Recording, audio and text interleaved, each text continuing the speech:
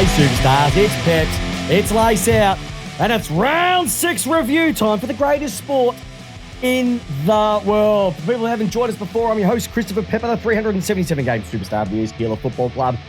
And to everybody joining me on the chat, everybody listening live in their car, on the way to work, just listening to the greatest podcast that's not affiliated to any other club. Thank you for joining us live on our ANZAC Day show. It's been a massive weekend, everybody. What a huge weekend of footy. Round 6. Can you believe that we're already starting to see a gap between the have and the have-nots? We're going to get into all that sort of stuff, let me tell you, very, very shortly. We're going to get into the news of the day. ANZAC Day, what a cracking game of football it was today in the AFL. Could not have asked for anything better, let's be honest. It was a belt between the Essendon and Collingwood, the footballer clubs, but we'll get into that very, very soon. We're going to get into all the games on the weekend. We're going to have a bit of a chat, some massive news, a different splash the cash for this weekend. A couple of bit of a shorter show because we haven't got a rising star and a couple other bits and pieces that we normally have by this time due to the lateness of today's game. But it was an absolute belter of a game. Join me, get on the chat, ask me anything you want about footy this weekend. Ask me anything about this weekend's games. Ask me anything about football in general, and we'll have a bit of a chat about it on the chat. It's a packed room. I can see everybody joining us right now, so I'm really looking forward to it. Where do we want to start? I reckon we'll start with our normal preview or our normal review of the AFL ladder because there has been some movement at top of the town when we talk about the ladder for this weekend as we've just finished the ANZAC Day round. And at the top of the ladder, we've got two teams standing out. One of them that we presumed was going to be top of the food chain, and the other one has completely come from nowhere. And we're talking about the St Kilda Saints and the Collingwood Magpies. 6 games played, 5 wins, 1 loss, but one is sitting at 142%, being the Saints, and the Magpies sitting at 119, a really good percentage for those two teams. And then we have 5 teams loggerheaded, packed in tightly on 4 wins. The D's, my team, the Melbourne Demons, have moved all the way up into 3rd position with a cracking percentage of 129. The Bombers, after their gallant 3 quarters, but a game is over 4 quarters, Bomber supporters, you've got to walk away a little bit happy considering what you've been through over the last number of years. On 120%, the Crows, I would still say the single best forward line in the league, and when it fires hard, 115%. The Lions had a great win on the weekend, 113%, and the Power are starting to trigger beautifully across. No blackouts at this stage of the year, Kenny's boys on 101. The Blues, they've dropped considerably and are looking in danger of dropping out over the next couple of weeks. They're on 92%. And have a look at this team. This team is sitting 0-3, and in 3 weeks, they've moved themselves up to 9th, but with a percentage of 137.69. The second best percentage in the league behind the Saints. We're talking about the Cats. We've got the Swans. They're going backwards at the rate of knots. A loss to Melbourne, a loss to their nemesis, the Cats, on the weekend. They are sitting on 3 wins as well too. The Bulldogs, great win over there in Fremantle. I would pick it, by the way. I did have 9 winners this weekend. I'm not going to brag, but I will. 9 winners, plus the bonus gets me 10. So I'm coming home in the footy tipping, and I did pick the Bulldogs to have a great win over the Dockers. I'm telling you now, ladies and gentlemen, that is where the 8 will be made out of. Don't worry about any other teams. Don't worry about the Giants. Don't worry about the Dockers, Suns, Kangaroos, Tigers, Eagles or Hawks. They are out of it for the season. They are done. They are cooked. They are finished. So we've got 11 teams needing to slot themselves into 8 spots. Suns won't make it, Tommy Roker. I'm sorry. There's just not enough there for me to get excited about. But I reckon it's going to be 11 teams all the way down to the Bulldogs who are going to be in the race for the 8. But if the Suns come back and surprise me, I'll be very, very surprised. But geez, they need a bit of work because they haven't shown much over the last couple of weeks except for the weekend, which we're about to get into very, very shortly. Alrighty, before we get into today's game and all the other games, I want to talk about Draft Watch. We've been talking about our rising star, Jacob Grant. Now, if you haven't been on the planet for the last couple of weeks, we are on the road to the draft. And we're following one of the Dandenong Stingrays' most beautiful young gentlemen by the name of Jacob Grant on his way to the draft. On the weekend, he played in the Vic Country Vic Metro trial game heading into the All-Australian, aka Teal Cup National Championships to get into the squad. Had an absolute banger of a game, kicked 2, took an absolute hanger of a mark. He's moving and grooving through the forward line, was absolutely sensational. So I reckon the big boy has a massive chance of playing some national carnival football. Hopefully he can get his way into the 25. We'll see what happens. But our boy, Jacob Grant, had an absolute stunner. So for the next 4 weeks, the Coates League will shut down in Victoria. So he'll go back to his local leagues. So he'll probably play some senior footy over the next few weeks, and then we'll get back into it. But I'll give you a bit of an update on the road to the draft. All righty. I think it's time to go around to the news headlines. The news headlines for this week, but I'm going to do it a little bit differently because there's really only one headline that comes to mind, but I can't play the usual music for it. This is the music I'm going to have to play. Here comes the money. Here we go. Money talk. Yep. Here comes the money. Money, money,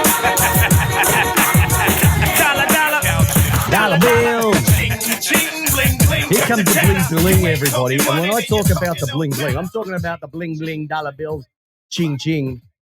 But apparently, to be announced later this week will be the new funding for the Tasmanian football team. The football team will be played out of Tasmania, and they will be getting funding from the federal government to contribute to the new stadium going live. So this week, it looks like that the federal government are going to inject up to $240 million into the project. The state Liberal government, led by Premier Jeremy Rockliff, are going to contribute $375 million, and the AFL are going to contribute $115. So whilst there's been overwhelming support for Tasmania to get their own AFL team, and I have been one that said, yep, Tasmania, I've also said the Northern Territory, it will only be granted if a built for fit or built for purpose stadium comes to fruition. And I can actually see it happening. It looks like it's going to be an injection of around about $715 million for this project to go live. So it's great news for the AFL. It is great news for Tasmanian football. They have been screaming out for an AFL team. Should have got one probably before Greater Western Sydney and Gold Coast. No offense to anybody joining us right now, but I think it's great for Tasmanian football. And finally, we'll be able to have a fixture that is equal and adequate for every single team using my theory or my rollout, my plan for the fixture, which I've shared with you before, but in 25 words or less, simply broken down like this. You get the 18 teams, you split them into 3 groups of 6. You play every team once, which gives you 17 games, and then you play another 6, which equals 23. The next season, you play all 17 again, and another group of 6. And then the next year, you play all 18 with another group of 6. It's easy. It works. You're going to play 24 games for the year, which is what they're playing. This year, everybody wins, and you get to play every team twice over a 3-year window. It's fair. It's equitable. Don't worry about where teams finish on the ladder. It is luck of the draw. It is as simple as that. And that's what I would go with, and that is what I would recommend. But Tasmania, it has to be announced, doesn't it? It'll be announced before, what's his name comes, finishes up everything, before Gillian McLaughlin finishes everything. It's going to be an absolute ripper. But, yep, going to be awesome. All righty. Couple of things. The Crows, or the Crom, showed that they are shit. Apparently showed Craigie Jones. He's telling me that they have been shit. Question from Tommy Roker off the chat already is, how is East Keeler, my boys, going? They had a cracking win over Maribyrnong Park on the weekend. Won by about 3 to 4 goals. It was very, very tight for 3 quarters, but they kicked home in the last. Played absolutely cracking football, sitting 2-0, heading into a big weekend of footy for round 3 of Essendon District Football. So go the Cougars. It's going to be tough for them. The top 4 looks pretty awesome from an EDFL perspective. But my boys, East Keeler with Heathshaw. Ben Silvani was also a chance to play, but got called up for Collingwood as well. So go Cougars. and I'll give you an update that on every week. Tommy's going absolutely berserk on the chat as well too. Ozzie Harris didn't play last week. I think he had some Essendon. And the week before, Ozzie Harris, he had 3 goals as well too. He is an absolute gun. You've been telling me about Tommy, telling me about him for quite a while as well too. Craigie Jones reckons, hey, why don't we have 20 teams, split the league into 2 conferences, and they play each other twice? If they play each other twice, you'd have 18 games. Don't think it's going to be enough. Okay. All right. So, the Crows. He's also saying how the Crows, they are no good when they only got over the line against a shit team like the Hawks after spending 4 straight weeks at home. They are as soft as shit. I will say one thing, Craig, when I talk about the Adelaide Crows. They did steal victory from the jaws of defeat, and I feel very sorry for any Hawthorn supporter who watched that game. It was as simple as this. There was a free kick in the last, I reckon, 30 seconds. Hawthorn player copped it in the back. Now, I've been hearing some people say it was in the side. It was a genuine in the back, but unfortunately, with 4 umpires at the moment, the umpiring side of things isn't getting any better. I'd love to see the statistics of the free kicks paid over the last 5 years, whether they've increased or decreased. Because I can tell you now, with 4 umpires at the moment, I was at the game last night for Melbourne and Richmond, and I saw some of the worst free kicks given, and some of the explanations given were blowing my mind at home as well too. But yeah, they were really stiff, Hawthorn. I think they played some great footy. I'm going to get into them very, very shortly when we check out the scoreboard. But they've had 4 home games. Interesting way of looking at things. But like I said, Taylor Walker absolutely stepped up last week, so you can't fault him as well. And we'll talk about the power as well. All righty. Before we get into that, I want to have a quick chat about the magnets. I want to spin some magnets really quickly for you as well. So I really only want to get into the good stuff first and foremost, because they're going to be very quick. 3 votes. All right. 3 votes. Simply have to give it to 2 people. First of all, it's the AFL and the way the ANZAC games, and when I talk about the ANZAC games, I'm talking about the ANZAC Eve game and the ANZAC Day game. They're the 2 that I'm singling out here. 2 cracking contests over 2 nights with over 180,000 attending the contests. Simply amazing stuff. That's more people, I think, that attended Gather Round in Adelaide. And I'd like to thank a friend of mine, Stacey Prentice, who was able to send me over one of the beautiful Gather Round scarves. Absolutely gorgeous. So I'll be wearing that for the rest of the episode. If you're watching me on the live feed right now, tell me how hot I look right now. But the Gather Round, but absolutely sensational stuff. 2 sensational games. Jack Viney won the Checker Hughes medal last night. Nick Dacos, someone said earlier on, Jolie Michael joined us and said that is he the best first-year player that he's ever seen? And I'd probably go close to saying yes as well too. There hasn't been many that have got a potential to win a Brownlow in their second year. Brad Hardy did it in his first. We'll keep it at that. But he is on the way to absolutely dominating this season, and I just don't understand why no one tags him. Please tell me why no one tags him. Just at least have 1 or 2 players to run with him. He's good, but if Lingy was able to do it and Cornsey was able to do it for years on some of the best players in the league, there is no reason why you can't potentially tag this guy, even nullify his influence to 20 possessions. Unbelievable. So one thing I want to point out is those 2 there. But I have to get into the dragged because we have more in that bucket, and that's what I want to get into right now. You there, Ron? Haley off, Ellingworth on. Bloody weak as piss. All right. First and foremost, I quickly had a quick chat about it. 4 umpires, are they making officiating worse? Over-umpired games, incorrect interpretations. This is the karma bus for the AFL, and it needs to be ridden to Fixville because at the moment, the game is a challenge to watch. One decision I saw last night baffled my mind. Absolutely baffled my mind. It was simply this. And if you haven't, get on the Twitter sphere and have a look. Get on any of the AFL Facebook pages. Angus Brayshaw had the ball late in the third quarter, had the ball and was under pressure from Morris Rioli Jr.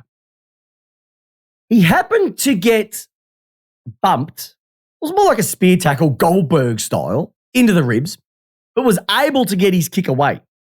Yet the umpire, for whatever reason, caused it to be incorrect disposal. Now, last time I checked, if you kick it with your foot, that is correct disposal. It wasn't even a tackle. Even to blow my mind even more, I did not even know this one. And if you knew this, please tell me that you did, either on the chat here or on the Facebook page.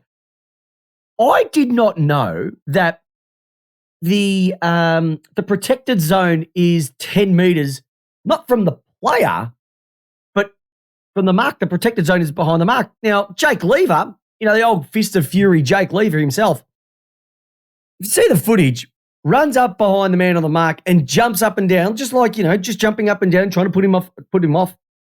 And apparently that was encroaching on the protected zone.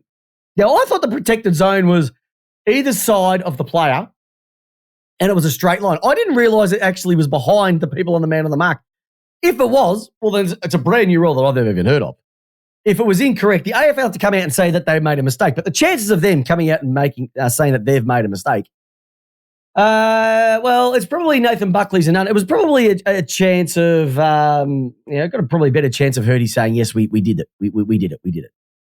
We did get on the juice. But that's never going to happen. And so it's just making the game tougher. And there would have been decisions across the board. People, the deliberate out of bounds. I saw a punch.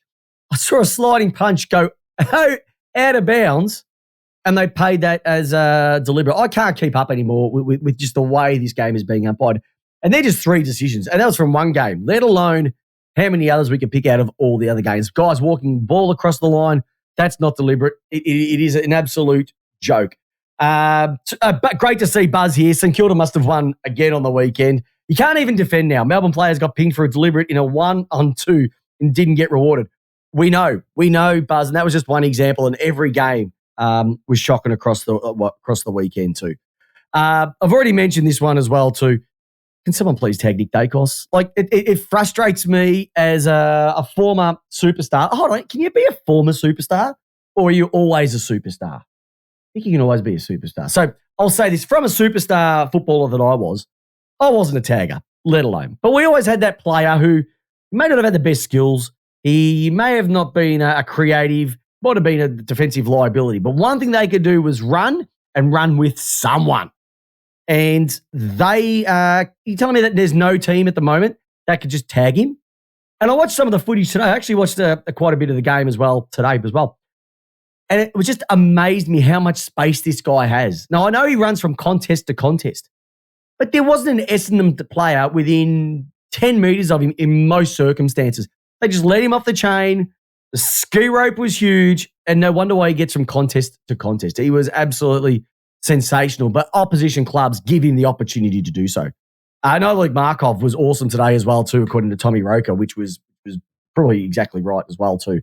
One other one, and I'm going to pick on this bloke because there's so much said about him over the years, but the package, he's kidding himself. If I was an Essendon supporter right now and I saw the way the package handles himself and the way his attitude towards football at the moment, I would be pissed. He's got the potential to be the best player in your team, and he doesn't look fit. He kicks one goal, gives a face to the crowd, and he's a disgrace. As a disgrace, I wouldn't play him. I just thought that if Scotty was real, he would say, "You're not playing." You just cut him out. Can't play him. Doesn't run, doesn't chase, looks unfit, and his attitude needs a good adjustment, especially because Essendon are playing awesome footy at the moment, which you don't hear me saying all that often. He's just a liability to that team, regardless if he stars for 5 minutes of a game. It's not good enough. Why should 22 people pull their weight and he just carries it? I don't know. Absolutely a disgrace. But so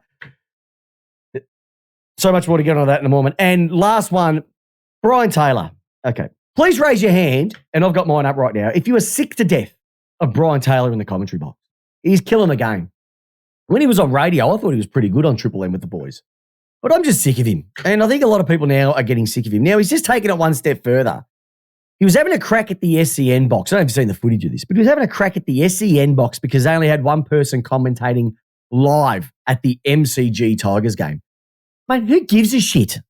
Honestly, who cares? Focus on yourself. And it just gives me the shits that it's a big boys club in that Triple M box now. And professional courtesy has gone out the window for the sake of a few flicks and a few likes and a few tweets and a few thumbs up. And I'm just over it. I'm really over it. And Channel 7, you're destroying football by having that nuffy talking throughout the game, the captain obviouses, and then having him in the rooms. His biasness towards Collingwood games is out of control. I think we're all sick of it as well too. So they're my dragged on. I've gone pretty hard on a couple of people, but I don't really care anymore. I'm just sick and tired of, trying to be nice. And I'm thinking a few things. We just have to say it for what it is these days. And I'm not worried about what people think about me and about this show. I love this show, and I do it for the people who are listening to this right now, and I do it for the people on the chat right now as well too. And I'd rather listen to ABC Footy. And I'd rather listen to 3AW. You know what? Because it's talkback and it's real. Just like the shitty music that they play on their radio station right now and anything on the FM channel, it's all doof doof, and we're all over it. So there's my votes. There's my dragged, and I think it's now time to get into the weekend scoreboard. All right. So that means that if we look up, back of the room, it's time for the scoreboard.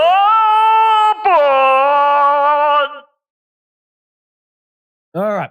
Let's go all the way back to the Western Bulldogs, 49-point winners over the Fremantle Dockers. Now, the Bont absolutely smashed it again. How good is this bloke? How good is he? Who's the better player? There was a question raised at the moment, and we're going to get into this other club very shortly. But if you could choose the Bont or Jeremy Cameron right now, who would you pick? That's I'll even put that as the listener question for this week. Right now, who would you pick? Would it be Cameron or would it be Bont? I'd be going with Jeremy Cameron because key forwards are a rarity.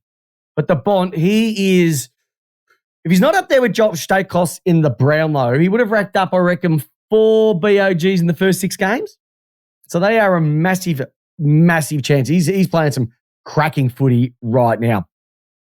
He had 31 touches going at 80%, 800 more metres, and that also meant the Doggies had 25 more inside, 25% more inside 50s over the game. They just weren't working hard enough, Freo. They even won the hit-outs by 20, but still lost the clearances by 1. So Darcy was getting his hands on the ball. Jackson getting his hand on the ball. But once we know with the Doggies, as soon as the ball comes out, they love to spread. Quick hands, quick moves, and they were just sensational about what they did.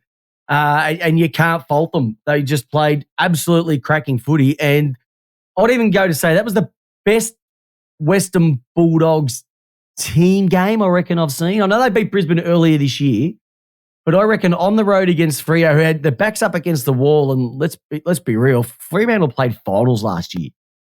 They're shit. They are absolutely shithouse. And I can't understand where it's all gone wrong. They play a style of football that's a couple of years old and they haven't adapted, and I can't see them changing at all for the rest of the year. And the best thing about it is, and this is what makes me laugh more than anything, Fremantle's part of the Luke Jackson trade have given Melbourne their first and second round pick for this year. So at the moment, Melbourne have got pick 5, and I think it's could be about pick 25 as well because of Freo. So thank you very much, Freo. You just keep doing what you're doing and we'll reap the rewards at the end as well. It's kind of funny. Buzzer's back and he's been saying that he can't believe that the Saints picked Jack Billings over the Bont, and now they're all starting to come out. Can't believe Tamblin got picked over Franklin. I could go, I can't believe Watts was picked over Nat and Nui. Everybody's got that disaster story for their particular club. So if you've got one, drop it in the chat right now. If not, drop it on the Facebook page. We'd love to hear what's been your worst trade in the comments below. All right. Port Adelaide Power, 40 points over the West Coast Eagles. Port just way more efficient with moving the ball forward. Won the inside 50s by 11.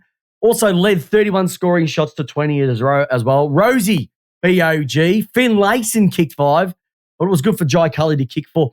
I think West Coast over the last couple of weeks, I know I'd probably say the Melbourne game and last week, because they've had to play more kids, they're looking like they're moving the ball a lot faster, moving it a bit quicker as well too. And I think it's something that Simpson has probably made the mistake in relying on his premiership stars way too much. So by having these injuries, I think they had 16 players on their injury list at the moment. That's how bad that they're going. Everything is starting to roll through as well too for them. So getting these games into their kids would be much better for them. But Port were just, like I said, really efficient with the ball moving forward. Their season is really on track. They've got top 4 aspirations where they absolutely should be. And they were fantastic. Rosie, like I said, was sensational. And Finlayson kicking 5, really good. With all the stuff that he's going on in his personal life, it was great to see him come back to some form as well too. From all of us as well too, I want to say, hi J-Dog. Tommy Roker's thrown out the hi J-Dog. It's not just from Tommy. It's everybody. J-Dog, we miss you. We'd love to get you back. Probably when Port make the top 4, I guarantee the J-Dog will be throwing his hands up to join us back again. Craigie Jones, Port's trade with the Hawks that saw the Hawks get Wingard and Port ended up getting Burton and Butters. I think that Burton has been a sensational inclusion for your team, Craigie Jones. He had a couple of lean years there, but I would say probably this and last, he's probably got to that form that we saw him performing at the Hawks. And at the time, it was a really interesting trade. I don't understand why the Hawks did it, because he's the perfect player that came in as well too. Tommy Roker saying the Weller trade when you gave up pick 2 for Weller. I can sort of understand that, but at that time, you needed some guns to come in to your particular club. To say Weller was worth a pick 2? Probably not. But you did get Weller, you did get Charlie Ballard as well too. So at the moment, you look at it, and he's actually been fantastic since he's come back from his knee as well too. And I think Charlie Ballard has got a lot to offer as well too. So maybe it might be going a little bit early on that one, but I reckon that is going to be a nice little winner for you guys there. And right, you're right there, Craigie, as well too. Craig Jones. Burton is not a forward. Put him down the back line. Let him just run and defend. That would be the best. All right. Brisbane by 21 points over GWS. You know what that means, everybody. I think somebody kicked one of these. Bags. We love it when they kick 'em. Bags. It's got to be 6 or more. Bags. You know we're talking about, aren't we? Charlie Harley-Davidson Cameron. He kicked a 5. He kicked a beautiful 7 on the weekend. That's a great bag. No, a bag is not a 5, Tommy. A bag is a handful. 6. 6 is a bag. We've been saying it. 6 is a bag. 5 is a handful. It's 6 or more. It's got to be 6 or more for a bag. We're going old school. And did Charlie turn it on? Funny enough, though, statistically across the board, this was actually a pretty even game by both teams. Kelly was sensational. Toby Green was sensational as well too. Xavier O'Halloran kicked 3. But the main difference for this game was Charlie Cameron. If you go and have a look at the statistical analysis between these two, it was Charlie's 7 that really literally got them over the line. GWS, I thought they might have been a sneaky chance, but they just didn't account for the great man running around the number 23 for the Brisbane Lions. Brisbane, they're an interesting mob, aren't they? It's like they win anywhere north of Melbourne, but anything under that, they're in massive, massive trouble. So I'm still not sold on them just yet, but if they can just get some consistency, I know they've got a really good spread of goal kickers, but at the moment, I'm just not seeing it enough. But Charlie Cameron stole the show, giving the 3 Brownlow votes. He was sensational. But GWS, hold your head up high. All righty. Now, did we see this one coming? It was on Saturday. It was on the Saturday night game. The Geelong Cats by 93 points over Sydney. You would have thought that there's a grand final replay between two teams, but this was literally a grand final replay because the margin was virtually the same, if not a little bit more. Danger was BOG, but it was just their scoring efficiency going inside 50. They had 32 scoring shots from 52 entries. what more can you do from that? Like, there's teams that can't even get 20 shots from 60 entries. Can't even get it from 50 entries. But they were sensational. So it was literally, one and a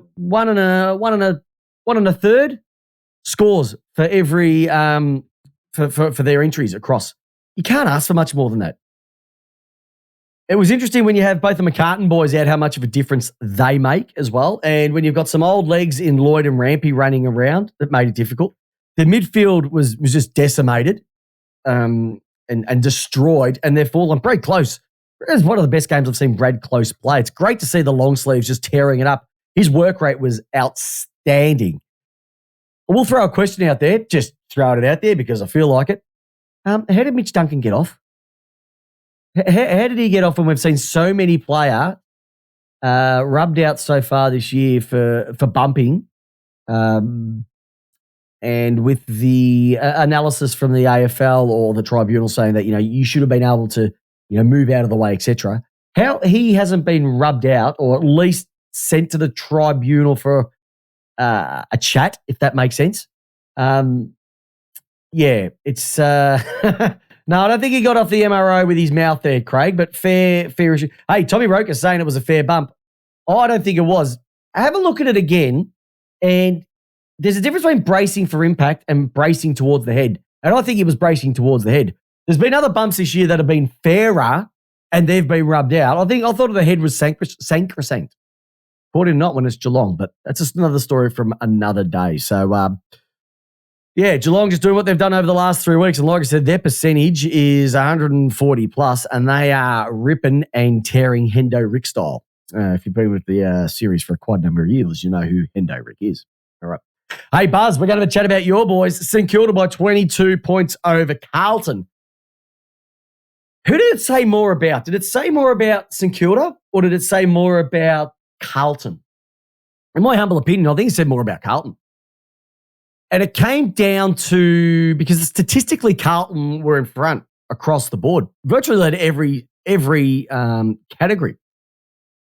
But where they lost it was the necessity to kick it to their twin towers. So Curnow and Mackay pretty much have been kicking a majority of their goals throughout the year. St Kilda spread their goal kickers, and it was laid to bear on the game on the weekend. It was 8-5 goal kickers, okay? But if you take out their number one forward, and when I say number one forward, Mackay didn't kick any, so forget about him. I've taken out Membry and I've taken out Curnow.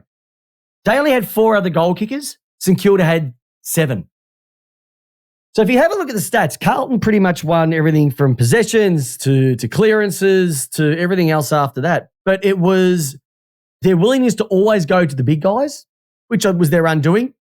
Callum Wilkie is in all-Australian form. He's the number one fullback in the league right now. He just mopped it up. Sinclair as well too just keeps mopping it up. And they are playing, like I said, awesome footy. And it just goes down to that forward line and they spread it out. Butler played his best game in quite a while, kicking 3. But it was just the way that they're playing football. And they ground out a win. It's probably a win that we needed to see from St Kilda. I know that the week before against Collingwood was a great game.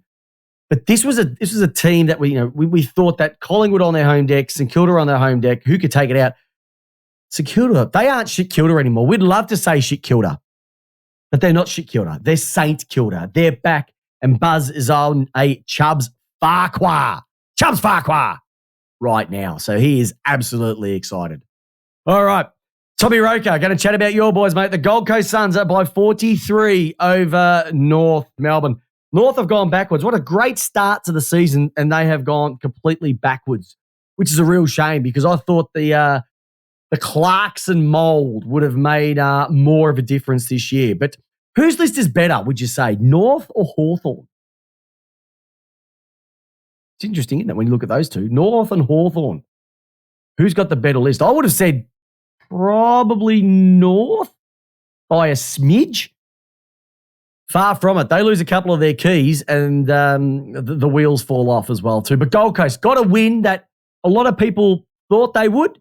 But I think the big thing to come out of this was Ben King kicking 5. A lot of people, and including myself, said just throw him behind the ball, play him at centre half back, let him run towards the ball, get some confidence. But it clicked. He kicked 5, which was awesome. By the way, your inside 50 efficiency, can't even say the word, the inside 50 efficiency that Gold Coast had, it was 15% above their yearly average.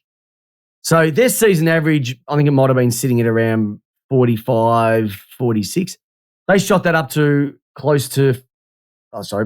they shot it up to about 50, 58, 59. So it might have been 41, 42. So I could be wrong with this, so apologies.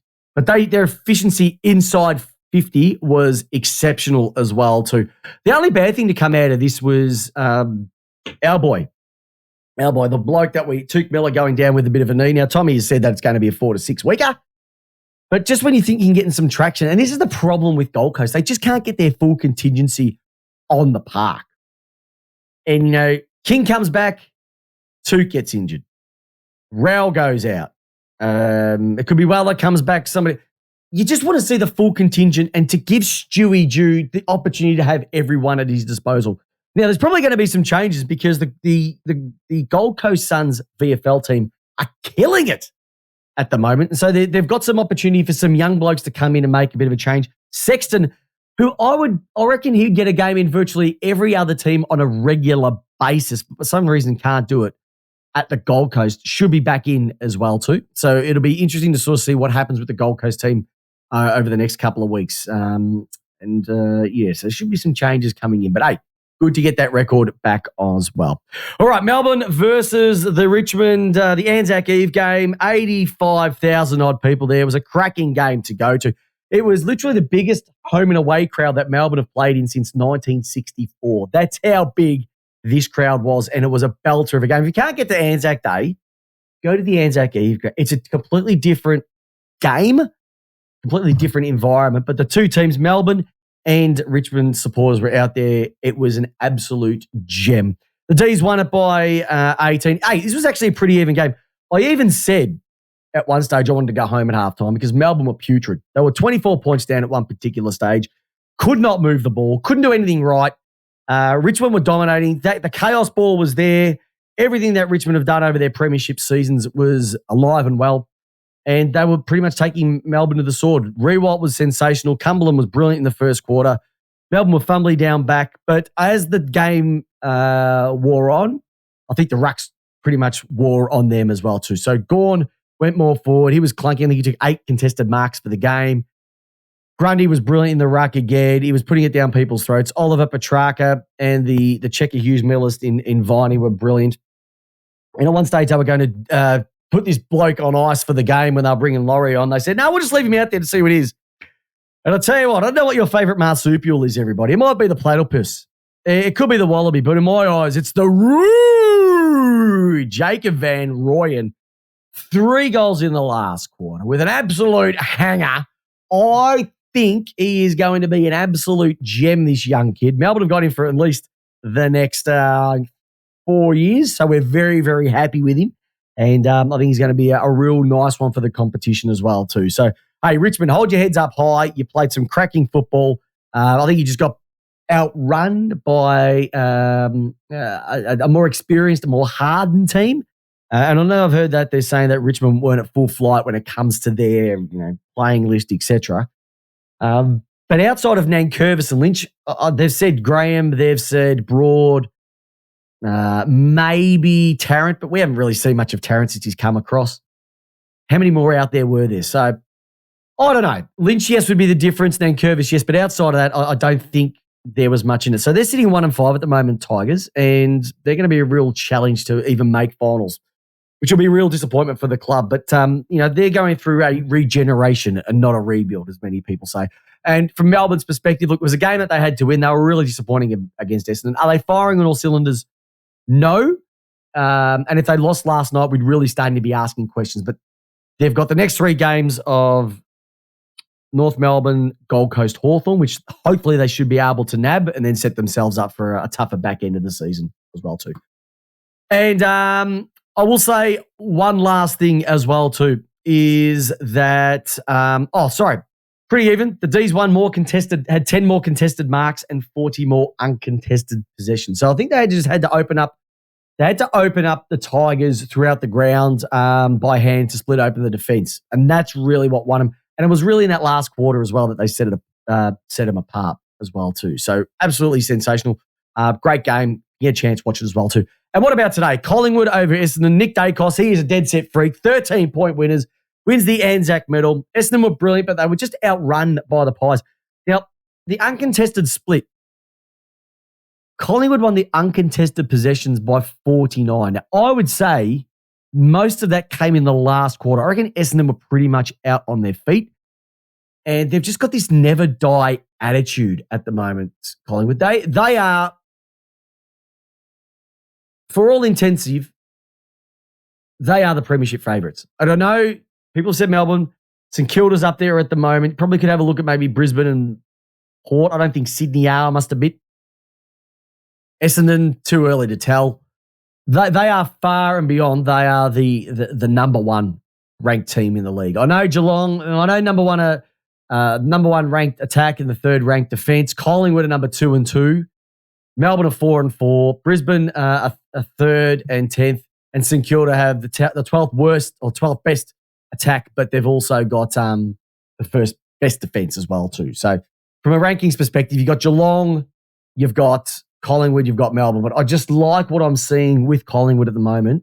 And they are up to their throats at premiership favourite. And just the way that they won over the way they won over Essendon today was sensational. I will say one thing though, Essendon, it hurts me to say this being someone who can't stand Essendon, but you are playing great footy this year.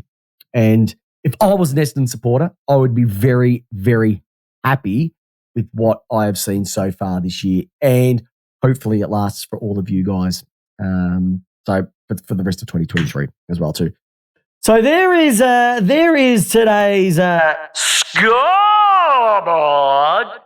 before we head into a massive round 7, which means that we're going to have a quick look at 1 week at a time. And the games that I am looking forward to this week being round 7 in the AFL. Alrighty. Friday night is going to be an absolute corker. St Kilda versus Port Adelaide. It's going to set one team's season up with that top 4 spot. If Port Adelaide can pinch this one, it means that their chance of getting that top 4 that they yearned for last year are very much alive. And if St Kilda win this one, it's pretty much going to have a lot of things go wrong for them not to be playing, not just finals, but top 4 as well. The Battle of the Bridge is happening as well too. Sydney versus GWS. GWS will win that one. Sydney appeal at the moment. They can't do anything right. Interesting game.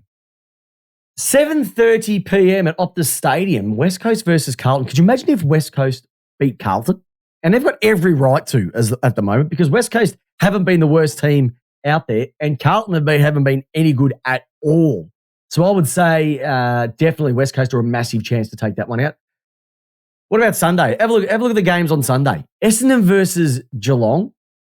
Like, that's a real test for both these teams. Geelong at the MCG where they love to play. Essendon on the big, wide vastness of the G. Are they able to do it outdoors under the roof? Not too sure. And Richmond versus the Suns at Marvel Stadium. Well, there won't be anyone there because Richmond supporters don't go to Marvel. And I reckon the Suns can pinch this one because I reckon they're a massive chance. And then you've got Adelaide, arguably the best forward line in the league, versus Collingwood, arguably the best team in the league.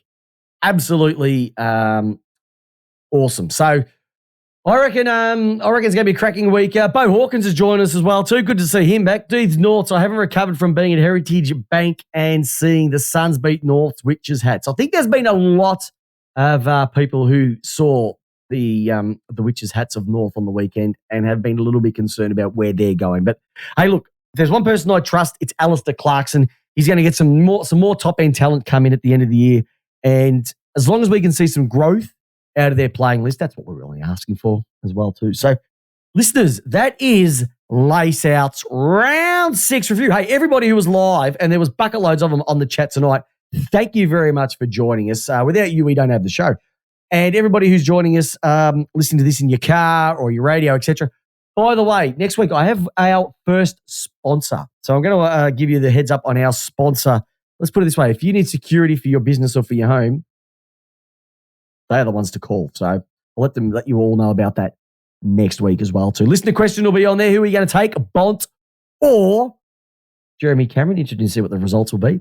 And remember, Tipped Out will be back this week with my tips. Not going through the full team, just giving my opinion who's going to win it and why for a massive round 7 of AFL football. So, ladies and gentlemen, on behalf of myself, Chris Pepper, I just want to ask you one question and one question only, and it is simply this. Have you given us a like, a review on Facebook, on Spotify or iTunes? Please go ahead and do us. Tell everybody about us because we are arguably the best podcast when it comes to AFL footy. Yeah, we are. But the other question I have is, how do you want your footy? I don't know. The answer is lace out. Have a great week, listeners. Hopefully your team wins. Take care. Thanks for listening to the latest episode of Lace Out. Head over to iTunes and Spotify to subscribe, rate, and leave us a review. And remember, join us every single Tuesday night, 8 p.m. Australian Eastern Standard Time on our Facebook page with yours truly, Christopher Pepper, and the co-host with the most, Jamie Wallis, giving you your footy how you want it. Lace out.